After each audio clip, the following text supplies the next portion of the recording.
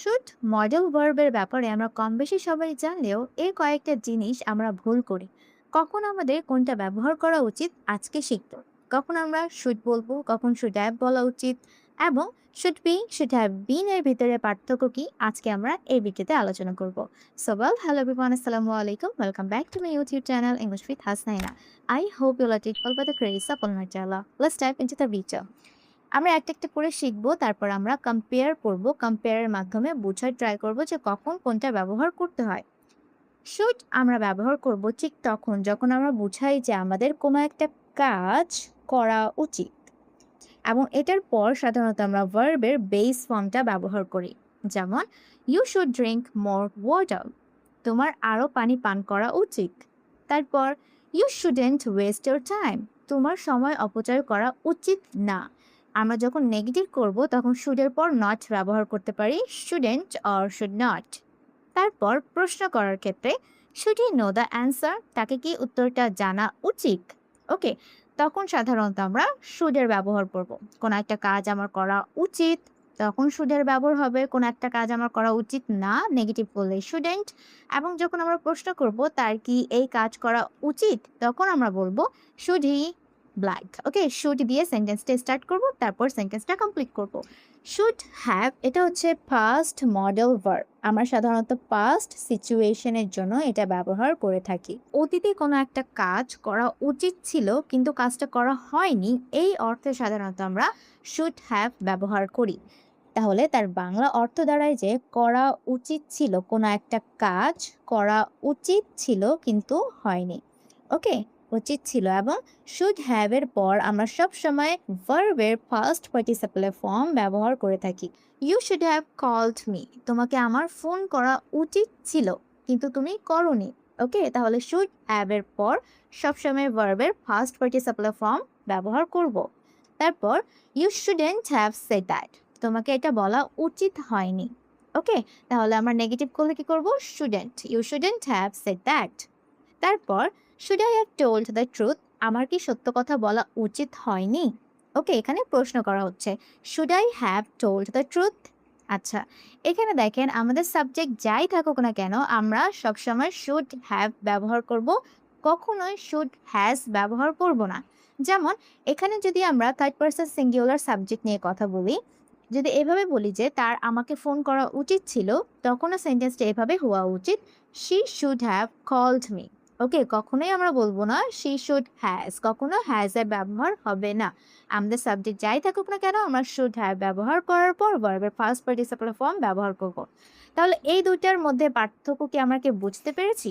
কোনো একটা কাজ করা আমার উচিত, এটা হচ্ছে প্রেজেন্ট, বর্তমানে আমার কোনো একটা কাজ করা উচিত, তখন সাধারণত আমরা শুডের ব্যবহারটা করব। ওকে, এবং অতীতে কোনো একটা কাজ আমার করা উচিত ছিল, এটা হচ্ছে অতীতের কথা, অতীতে কোনো একটা কাজ করা উচিত ছিল কিন্তু কাজটা করা হয়নি, সেক্ষেত্রে আমরা এখানে শুড হ্যাভ এর ব্যবহার করব। Okay, you should have called me, তোমাকে আমার ফোন করা উচিত ছিল। যদি বলি তোমাকে আমার ফোন করা উচিত, তাহলে এই সেন্টেন্সটা কিভাবে বলতে পারি আপনারা আমাকে কমেন্ট করে অবশ্যই জানাবেন।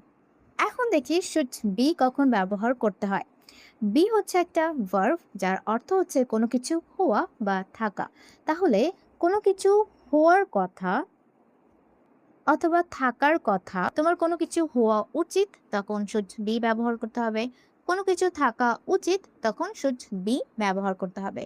ওকে, যেমন he should be at home now, তাকে এখন বাসায় থাকা উচিত।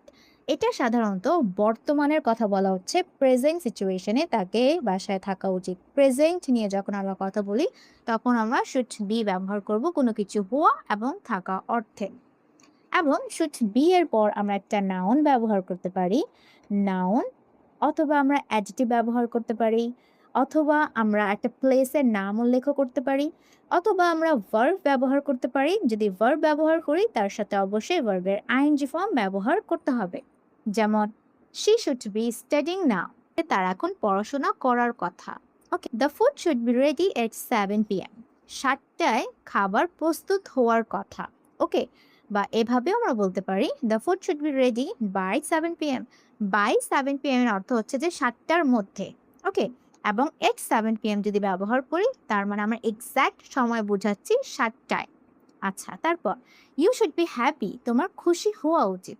তাহলে কোনো কিছু হওয়ার কথা বা হওয়া উচিত, কোনো কিছু থাকার কথা বা থাকা উচিত, এই অর্থে সাধারণত আমরা শুড বি ব্যবহার করি। ওকে, এবং শুড হ্যাভ বিন কখন ব্যবহার করতে হয় একটু দেখি।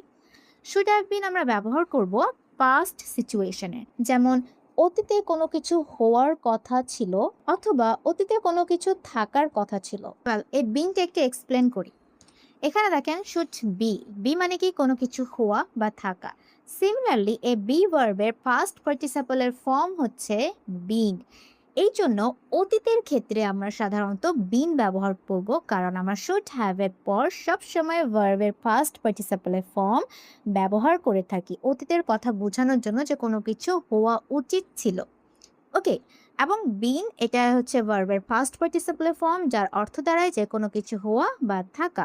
তাহলে কোনো কিছু হওয়ার কথা ছিল, কোনো কিছু থাকার কথা ছিল বা থাকা উচিত ছিল, এই অর্থে আমরা শুড হ্যাভ বিন ব্যবহার করতে পারি।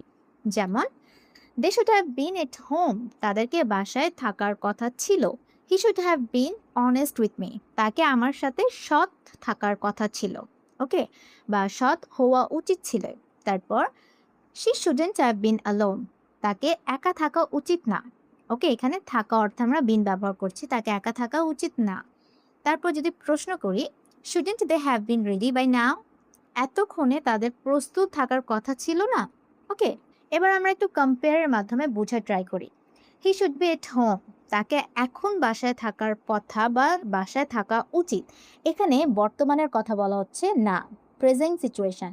ওকে, কিন্তু যদি সেন্টেন্সটা এভাবে বলি, হি should have been at home, এটার অর্থ দাঁড়াবে যে তাকে বাসায় থাকার কথা ছিল। এটা হচ্ছে পাস্ট সিচুয়েশন, তাকে বাসায় থাকার কথা ছিল, বাট সে অ্যাকচুয়ালি বাসায় ছিল। ওকে, শি শুড বি হিয়ার না, তাকে এখন এখানে থাকার কথা। এটা হচ্ছে প্রেজেন্ট, বর্তমানের কথা বলা হচ্ছে এখন এখানে থাকার কথা। কিন্তু যদি এভাবে বলি, she should have been here an hour ago, মানে হচ্ছে যে 1 ঘন্টা আগে তাকে এখানে থাকার কথা ছিল। এটা কি হয়ে যাচ্ছে, পাস্ট সিচুয়েশন হয়ে যাচ্ছে। কিন্তু ওকে, যদি আমরা শুড বি বলি তার মানে কি কোনো কিছু থাকার কথা বা হওয়ার কথা। এবং যদি বলতে চাই শুড হ্যাভ বিন, এটার অর্থ দাঁড়াবে যে কোনো কিছু হওয়ার কথা ছিল বা কোনো কিছু থাকার কথা ছিল। ওকে, এখন আমরা কয়েকটা কুইজেস দেখবো প্র্যাকটিস করার জন্য। ফার্স্টে আপনারা পজ করবেন, পজ করে নিজে থেকে অ্যান্সার করার ট্রাই করবেন, তারপর আমার অ্যান্সারের সাথে মিলাবেন। চলুন স্টার্ট করি। ইউ লুক টায়ার্ড, তোমাকে ক্লান্ত দেখাচ্ছে। You blank take some rest, তোমাকে বিশ্রাম করা উচিত। তাহলে বর্তমানের কথা বলা হচ্ছে এবং কোনো কিছু করা উচিত, এখানে আমরা সিম্পলি ব্যবহার করব you should. You should take some rest, তোমাকে বিশ্রাম করা উচিত। I blank called you yesterday, I am sorry, আমি দুঃখিত, আমাকে গতকাল তোমাকে ফোন করা উচিত ছিল। তাহলে কোনো কিছু উচিত ছিল, এটা অর্থ আমরা দাঁড়াই যে শুড হ্যাভ। ওকে, এখানে কি হওয়া উচিত, I should have. I should have called you yesterday. I'm sorry. আচ্ছা, তারপরটা দেখি। He blank is studying right now. তার এখন পড়াশোনা করার কথা। তাহলে এখানে আমরা কি দিব, শুড নাকি শুড বি? দেখেন, এখানে ভার্বের আইএনজি ফর্ম আছে, তার মানে এখানে হওয়া উচিত should be. You should be studying right now. Okay, you should be studying right now, তোমার এখন পড়াশোনা করার কথা। ওকে, তারপরটা দেখি। You blank more polite to your teacher, তোমাকে তোমার টিচারের সাথে আরও পোলাইট হওয়ার কথা বা হওয়া উচিত। তাহলে কোনো কিছু হওয়া উচিত, এটার জন্য আমরা ব্যবহার করি should be. You should be more polite. Okay, you should be more polite to your teacher. You blank more careful, you wouldn't have made that mistake, এটার অর্থ দাঁড়াচ্ছে যে তুমি যদি আরও কেয়ারফুল হতে তাহলে এই ভুলটা করতে না। ওকে, দেখেন, আরও কেয়ারফুল হতে, তাহলে কোনো কিছু হওয়া উচিত ছিল কিন্তু অ্যাকচুয়ালি হয়নি। সেক্ষেত্রে এখানে কোনটা ব্যবহার করা উচিত, should be or should have বিন? আপনারা অবশ্যই আমাকে কমেন্ট করে জানাবেন। সবাই ভালো থাকবেন, আল্লাহ হাফিজ।